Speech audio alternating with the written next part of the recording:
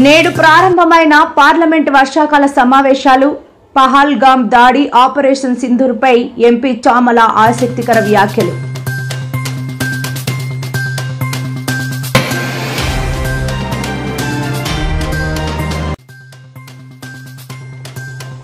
నేడు అమరావతిలో AP CM camp కార్యాలయంలో గ్రీన్ హైడ్రోజన్ డిక్లరేషన్ను విడుదల చేసిన చంద్రబాబు.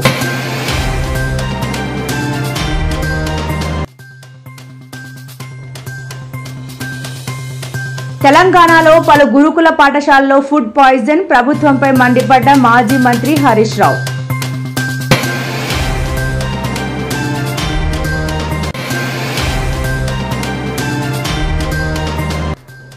వైసీపీ ఎంపీ మిథున్ రెడ్డికి ఏసీబీ కోర్టు 14 రోజులు రిమాండ్. స్పందించిన హోంమంత్రి అనిత.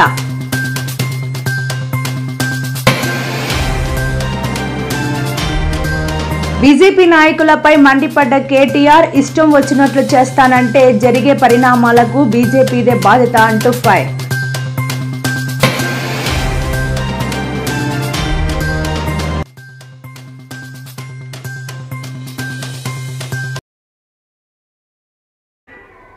జగన్ రెంటపాళ్ల పర్యటన నేపథ్యంలో వైసీపీ నేతలపై కేసు. నేడు హాజరైన అంబటి రాంబాబు, విడుదల రజని.